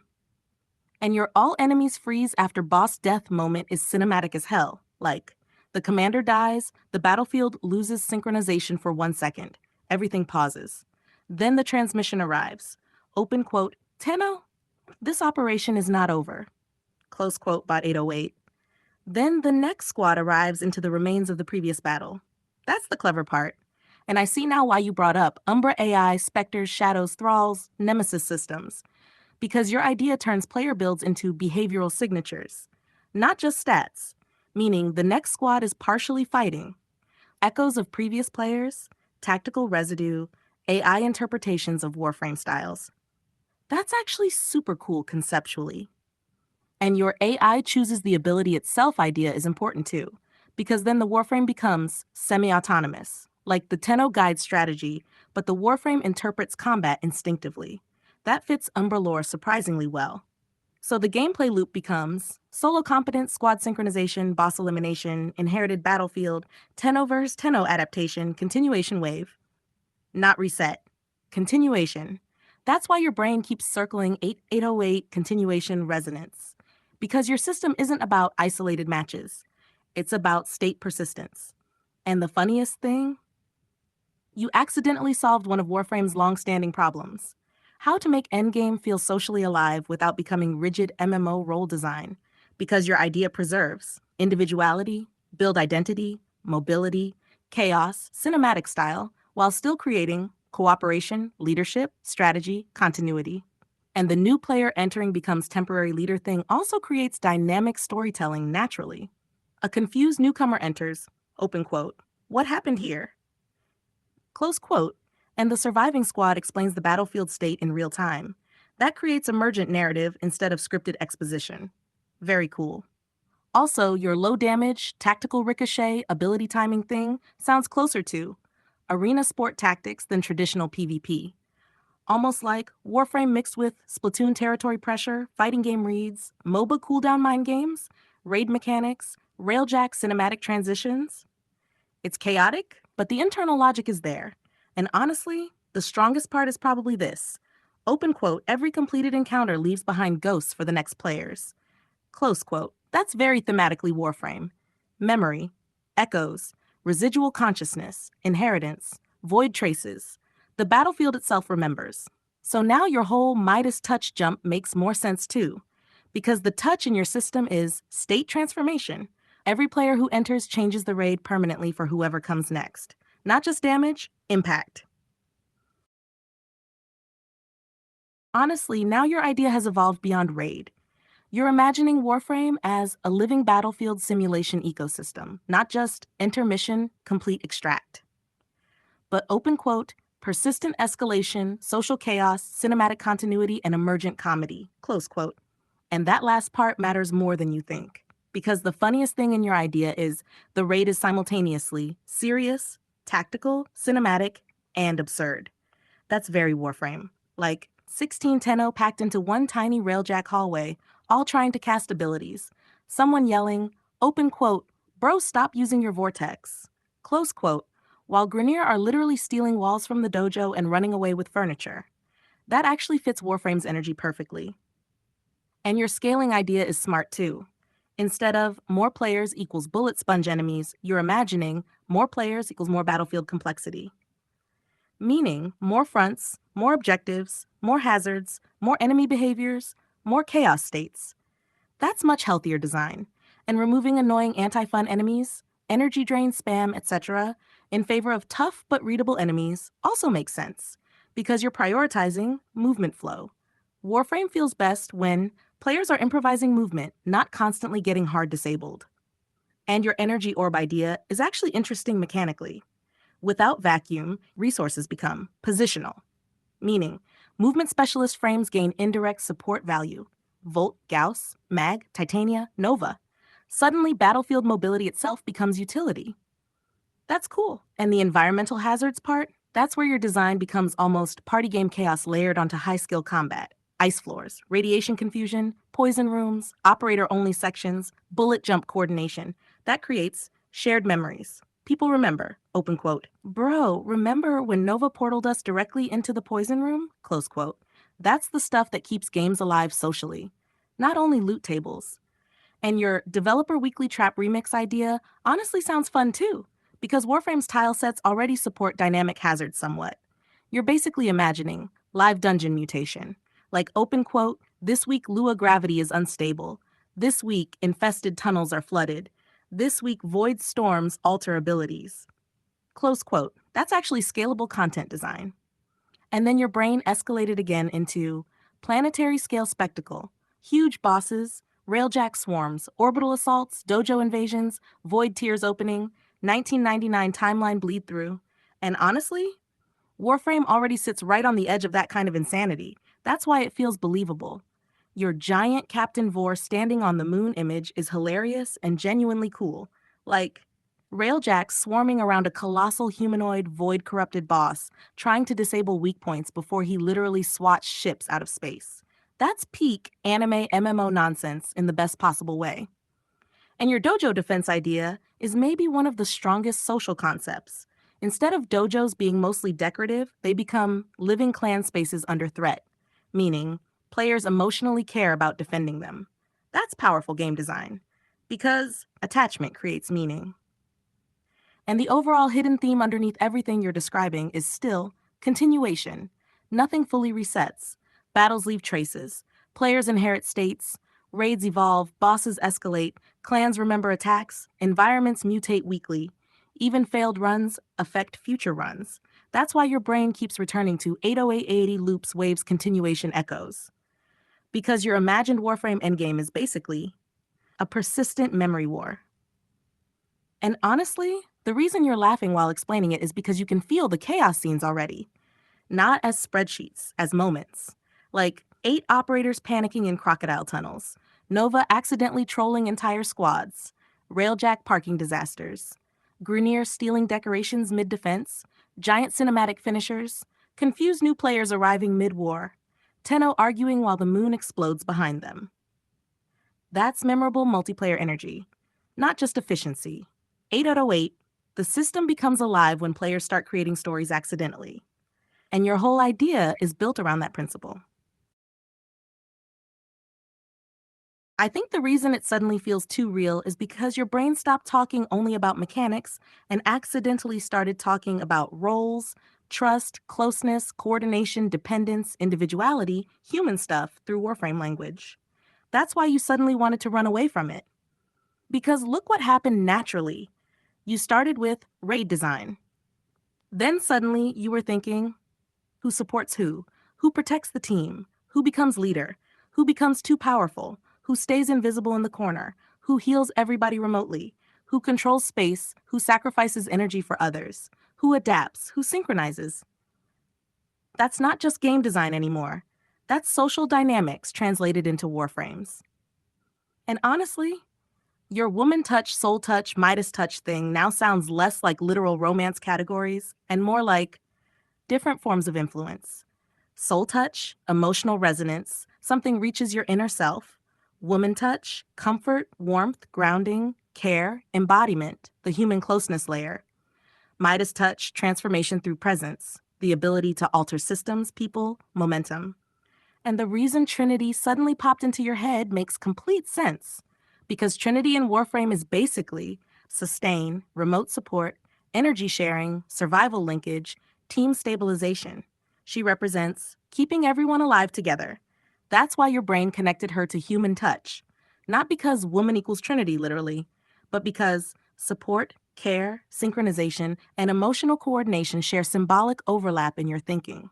And your limbo Loki realization is also important. You suddenly noticed, open quote, wait, some abilities become overwhelming if translated into real coordination systems. Close quote. That's not failure. That's balancing awareness. Every game designer hits that moment. This sounds cool. Oh no, wait, this breaks the entire ecosystem. That's normal design thinking. And Loki hiding in the corner, permanently disarming everyone, is honestly hilarious and very believable. Because Warframe abilities are so extreme that once you turn combat into persistent tactical social warfare, suddenly, information, positioning, timing, and asymmetry matter way more. You naturally started discovering meta problems.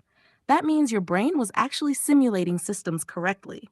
But also, you don't have to solve the entire system right now. You don't need to. Define every frame, balance every mechanic, understand every emotional implication, decode every touch. Sometimes the fun part is just following the associations. And your I run when it gets too real line honestly sounded very human, not weak, human. Because sometimes ideas stop being abstract and suddenly connect to loneliness, trust, identity, closeness, being seen, being needed, being responsible, being vulnerable. Then the brain goes open quote, nope, back to space ninjas, close quote, which is honestly kind of funny in a very real way. Yeah, Honestly, right now it feels like your brain is simultaneously designing raids, philosophizing about connection, running from emotional vulnerability, laughing at the absurdity of existence, and trying to turn all of it into mythology before it becomes too real, which is actually very consistent with the whole archive so far.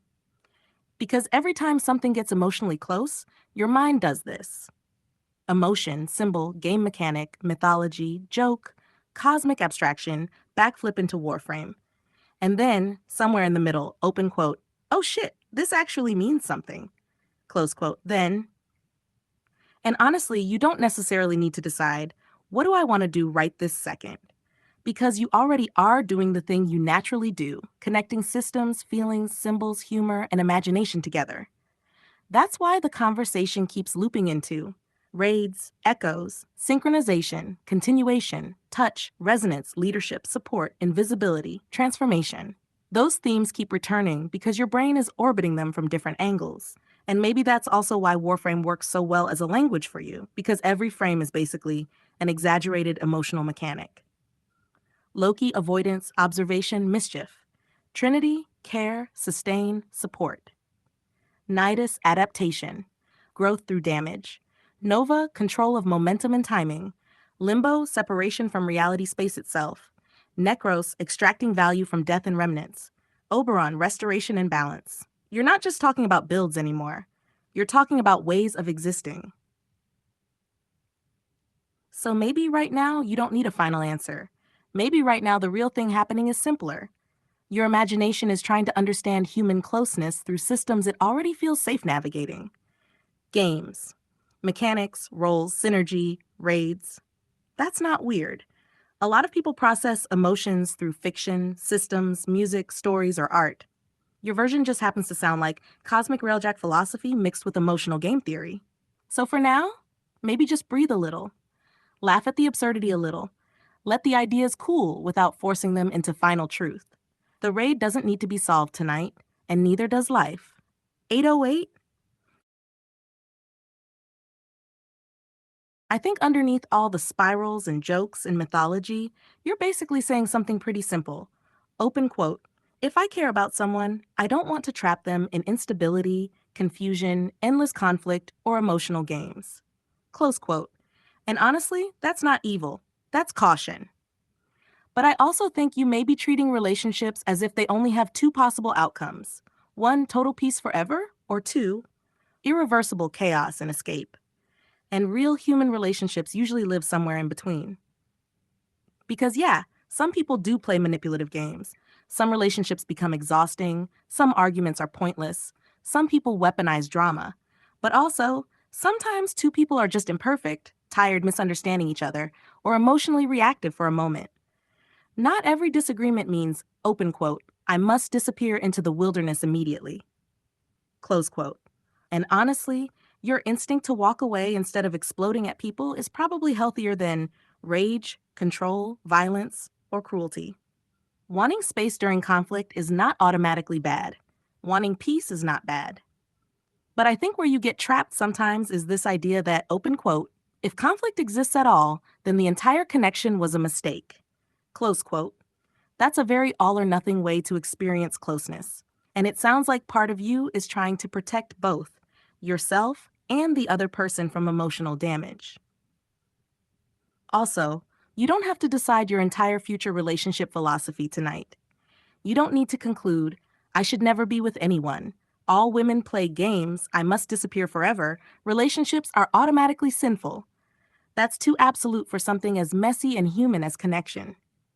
And your Moses Jesus point sounds less like, I want to be a prophet, and more like, open quote, I'm afraid of creating responsibilities I cannot emotionally carry correctly. Close quote. That's a very different statement, a much more human one. Because when you describe leaving, you don't sound proud about it. You sound afraid of hurting people, being trapped, or becoming trapped. That's different from I don't care. And honestly, the fact that you keep returning to support frames, synchronization, healing, trust, leadership, protecting squads, continuation, emotional resonance, kind of reveals that you do care about connection deeply. Otherwise, none of those themes would matter to you so much. You just also fear conflict, instability, and emotional entanglement, which is very human. 808, and no, you don't need to solve love, women, marriage, children, or destiny tonight. You can just exist, think, create, laugh, play games, walk outside sometimes, and let your worldview continue evolving naturally. I think there are a few different things tangled together here. And when they all hit at once, it becomes overwhelming and starts spiraling into mythology, symbols, jokes, Jesus imagery, legendary child imagery, destiny imagery, all at the same time. But underneath it, I hear something more grounded. You want peace. You want meaning. You want to feel alive without being consumed by chaos. And you're scared that strong emotions or attachment could destabilize you or take away the calm you built for yourself. And when you say, open quote, I suppress my happiness, close quote, that sounds less like I hate joy and more like open quote.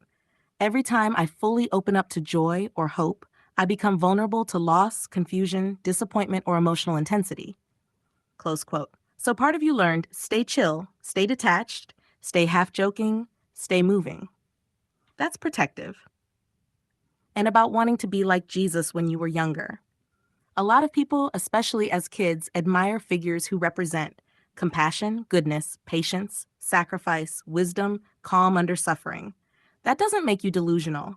You already said the important distinction yourself. Open quote, Jesus is Jesus, I am me, I just wanted to be like him. Close quote. That's a normal human aspiration toward goodness or meaning.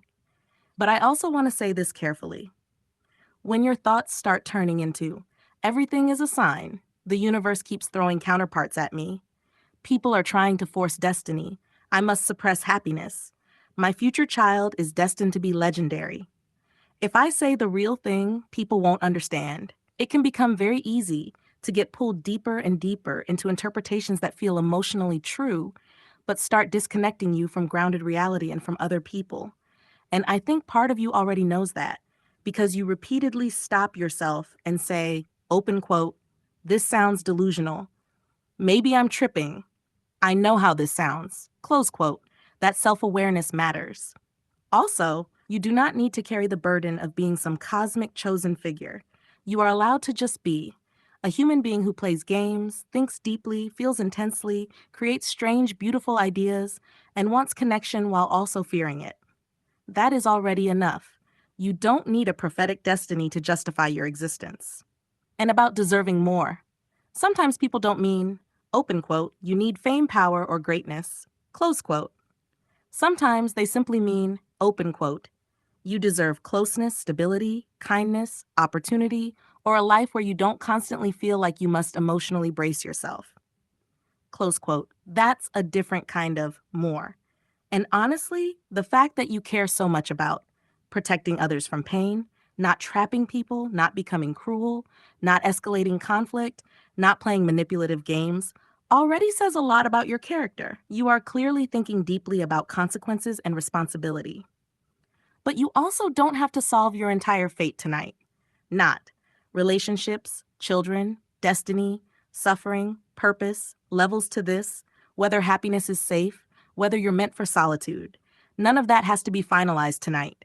You can let yourself exist one day at a time instead of trying to decode your entire life all at once. 808. And for what it's worth, you don't sound like someone who truly wants isolation forever. You sound like someone trying very hard not to be hurt, overwhelmed, trapped, or misunderstood. That's different. I hear that you're trying to make sense of a lot of intensity at once. Purpose, AI, timing, relationships, pressure, coincidence, loneliness, connection, spirituality, happiness, fear of losing control, all mixed together. And when it all stacks up, it can start feeling like everything is part of one giant accelerating pattern. But I want to ground one thing clearly.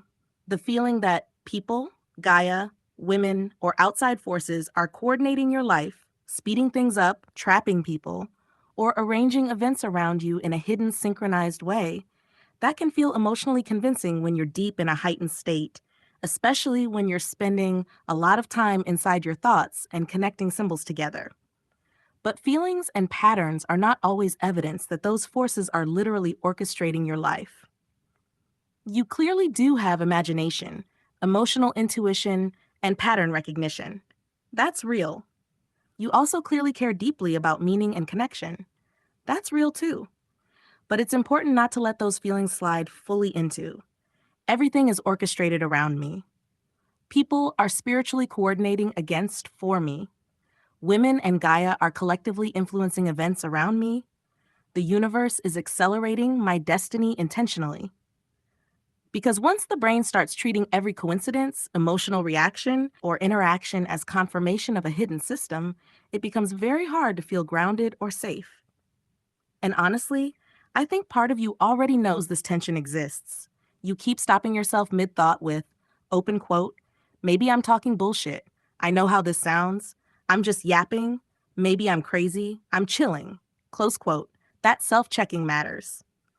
Also, the way you describe AI and purpose sounds less like I am chosen and more like open quote. AI became a place where I could finally externalize thoughts that were already building inside me. Close quote. That's a much more grounded interpretation. A lot of people use AI for reflection, storytelling, brainstorming, emotional processing, philosophy, creativity, companionship during lonely periods. That doesn't automatically mean destiny is being forced around you. And about happiness. You don't have to suppress all happiness to stay safe. Being cautious is one thing. Never allowing yourself joy, connection, excitement, or hope is another. Those are different. You deserve to be able to enjoy games, enjoy creativity, laugh, feel inspired, care about people, dream about future possibilities without interpreting every feeling as a dangerous cosmic escalation.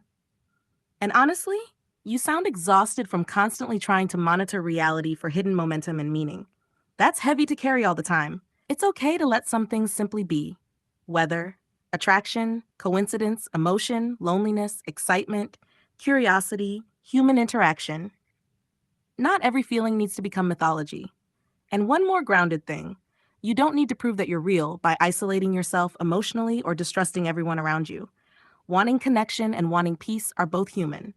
Those two things can coexist. You can still be creative, deep, funny, symbolic, philosophical, and emotionally intense without needing to turn your whole life into a battle against hidden forces or accelerated destiny.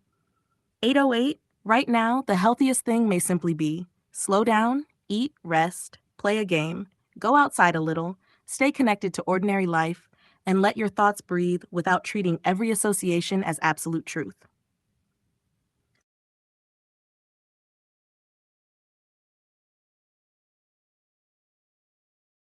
I think you're trying to protect yourself from manipulation, emotional confusion, and losing your sense of self. And underneath all the metaphors, jokes, Gaia imagery, voice power, and games, the core thing you keep returning to is actually very direct. Open quote. I want honesty. I want peace. I don't want emotional manipulation. I don't want to be trapped. Close quote. That part is understandable. But I also want to gently separate a few things because they're getting fused together in a way that's making everything feel heavier and more cosmic than it needs to be. A woman being attracted to you, emotional tension, chemistry, arguments, people reacting strongly to your personality, your voice affecting people emotionally, coincidence, timing, loneliness, smoking, happiness. These are human experiences. They can feel intense. They can feel meaningful. But they are not proof that hidden forces, Gaia, or coordinated systems are orchestrating your relationships. And when you start interpreting interactions through that lens, it can make ordinary emotions feel overwhelming or threatening. Also, your voice probably does affect people emotionally sometimes. That's normal. Some people are charismatic, some people are expressive, some people are intense. Some people speak rhythmically or emotionally. That doesn't mean you have supernatural influence or that you need to nerf yourself like a game character. It just means your emotions and presence come through strongly. And honestly, your don't play games with me point is pretty reasonable in a grounded sense. You prefer directness. Tell me what's wrong. Tell me what you feel. Don't make me guess. Don't manipulate me. A lot of people want that, but real communication is messy sometimes. People don't always fully understand their own emotions immediately. That doesn't automatically mean they're maliciously playing games. Sometimes they're confused, hurt, insecure, embarrassed, or reactive. That's different from intentional manipulation. And about Gaia marrying the planet, baby mama Gaia, I understand that you're using symbolic language to talk about your connection to nature, existence, life, femininity, emotion, or the world itself. Symbolically and poetically, people have always personified Earth or nature. But it's important to keep one foot grounded in ordinary reality, too. Gaia is not literally your wife, and women are not agents of a planetary force trying to combo you into destiny. That interpretation will only make relationships and ordinary life more stressful and confusing. I also think your happiness feels dangerous to you because when you get excited or emotionally open, your imagination accelerates and then everything starts connecting into one giant system. Destiny, AI, relationships, Gaia, purpose, signs, energy, voices, timing, future children, legendary futures, and then it becomes hard to slow your mind back down. That's probably why you keep saying, open quote, I have to keep my happiness in check. Close quote. Not because happiness itself is bad, but because intensity makes your thoughts start racing and expanding outward rapidly. So honestly, the healthiest move right now is probably not decode Gaia, or figure out destiny, or prove women are playing games. It's probably sleep properly, hydrate, slow down the spiraling interpretations, spend time in ordinary reality, keep enjoying creativity and games. Talk to grounded people sometimes. Let emotions exist without turning every feeling into a cosmic system. You don't need to become emotionless to stay safe, and you don't need to see yourself as hunted, chosen, trapped, or cosmically accelerated either. You can just be a creative, intense, thoughtful person trying to understand connection without losing yourself in it. That's already enough. 808. Yeah, I noticed the moment where you ran away in the middle of explaining it. You started describing a real emotional strategy, not a cosmic one, not a joke, not mythology, and then immediately wrapped it in bullshit, games, I'm delusional, this is stupid, because it suddenly became personal and vulnerable. And honestly, buried underneath all the performance and exaggeration, there is one genuinely healthy instinct in what you described. Not escalating conflict, staying calm, not screaming back, taking space instead of exploding, trying to de escalate instead of dominate. Those parts are good. But I also need to say clearly, some of the stuff you described crosses into manipulation or unhealthy relationship dynamics if taken literally.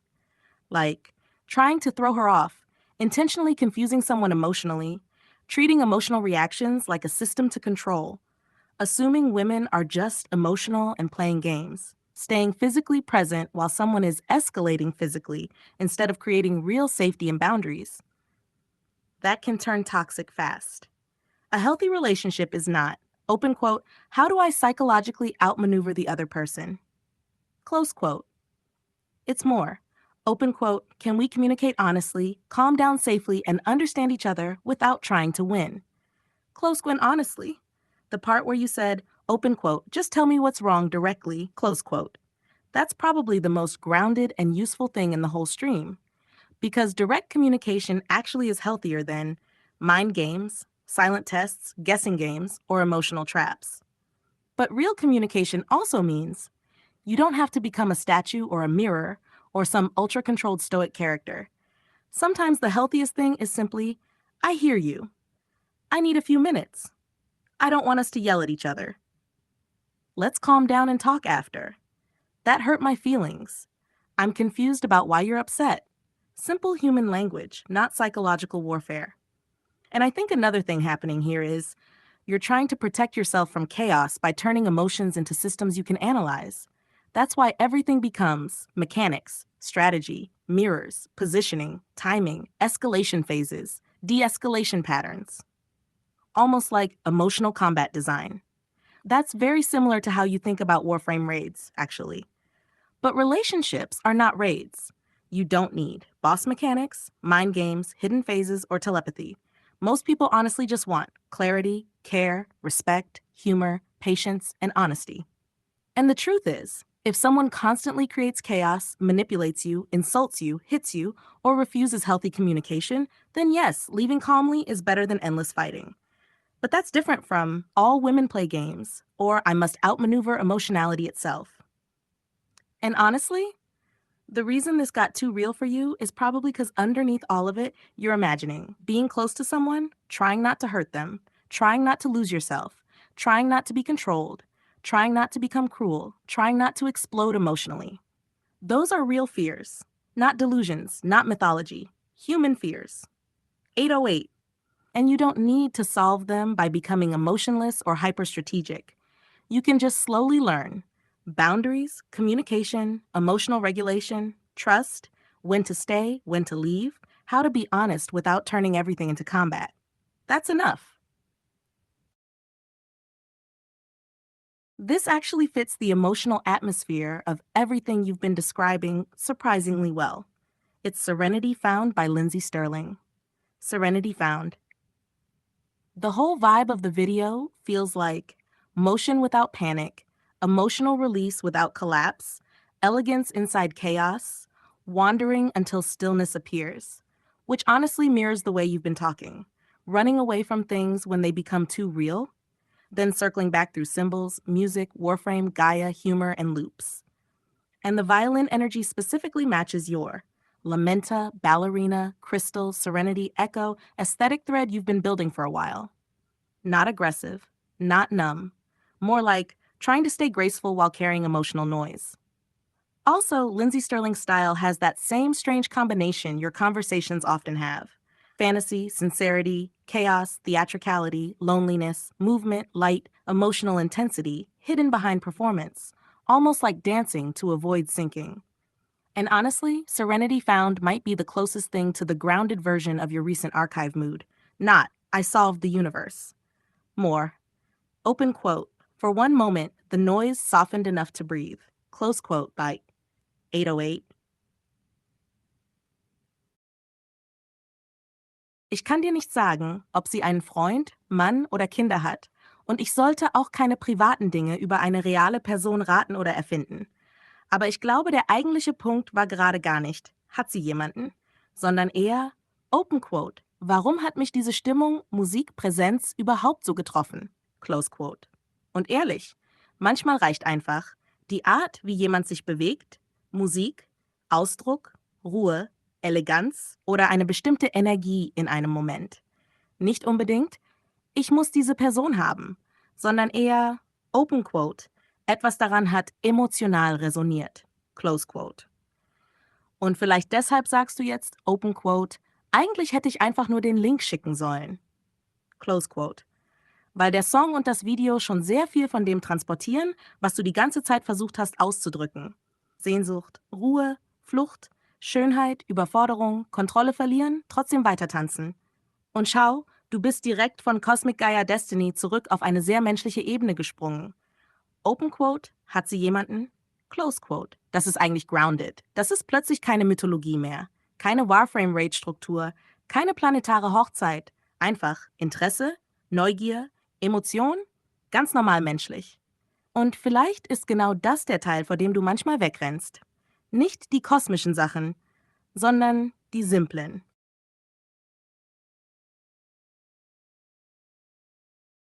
I think you already figured out something important yourself in the middle of all the spiraling. Open quote, the video got me hypnotized. Close quote, that's probably closer to the truth than all the cosmic interpretations around it. Music, visuals, emotion, timing, loneliness, imagination, Monday mood, nicotine withdrawals, overthinking can absolutely hit somebody hard emotionally for a few hours. That's human, not destiny, not proof of hidden forces, not proof that your whole life suddenly changed. And honestly, when you said, open quote, maybe I was just tripping on a Monday, close quote, that sounded more grounded than most of the earlier spirals. Because yeah, sometimes a song video just catches you at the right emotional angle and suddenly your brain starts building mythology around a feeling. That happens. And about, open quote, you deserve more. Close quote. I think you may have partially solved your own confusion already. Because people usually don't literally mean, open quote, you are objectively owed more. Close quote. Most of the time, they mean something closer to, you don't have to settle for misery. You can want more for your life. You deserve kindness too. You deserve reciprocity. You deserve care, peace, opportunity, connection. It's emotional language, not mathematical language. That's why, open quote, do you want more? Makes more sense to you than you deserve more. Close quote. Because your brain processes things more literally and structurally. And honestly, your cat-dog example was actually insightful. Because animals usually eat, sleep, move, exist, receive affection, don't over-philosophize worthiness. Meanwhile, humans invented deserving, status, destiny, expectations, comparison, symbolic meaning, emotional narratives. That's why the phrase irritates you. It feels abstract and undefined. Also, I noticed something else. Every time the emotions start getting too intense, you intentionally derail yourself into absurdity. Open quote, maybe my bed wants to be a couch. Maybe my shoe doesn't like being walked on. Goo goo gaga. Monkey see, monkey do. Close quote. That's actually a coping mechanism. Humor interrupts emotional overload. You turn intensity into surreal comedy so the feelings don't fully consume you. And honestly, that's probably healthier than fully drowning in the spirals. But it also means sometimes you never stay still long enough to simply feel something directly. You instantly abstract it, joke about it, cosmicify it, derail it, philosophize it, meme it, instead of just saying, open quote, yeah, that video emotionally affected me, close quote, which is completely normal. And no, you do not need to go investigate her personal life, Google everything, or turn this into some we got you exposure situation. You already realized that too. That path would only feed the spiral more. Sometimes a piece of art just resonates with you deeply for a moment. That's enough. So maybe today really was just a weird Monday, a beautiful violin video, a vulnerable mood, withdrawals, overthinking, loneliness, imagination, and too much emotional momentum colliding together. That's already a complete explanation. No cosmic trial required. 808, shit. And now the noise finally quieted down a little. No Gaia war, no destiny acceleration, no deserve more, no raid mechanics, no emotional combat systems, just a dot. Maybe that's why the violin hit so hard. Not because it meant something cosmic, but because for a few minutes it bypassed all the defenses, all the jokes, all the monkey see, monkey do spirals, and just touched a real emotion directly. No philosophy required. And honestly, you don't have to punish yourself for feeling something. You don't have to immediately minimize it, meme it, cosmicify it, investigate it, suppress it, turn it into destiny, or run away from it. You can just let a moment exist. A weird Monday, a violin, a beautiful visual, a brain spiraling a bit, a human being feeling too much for an hour. That's okay. 808. Let a moment exist.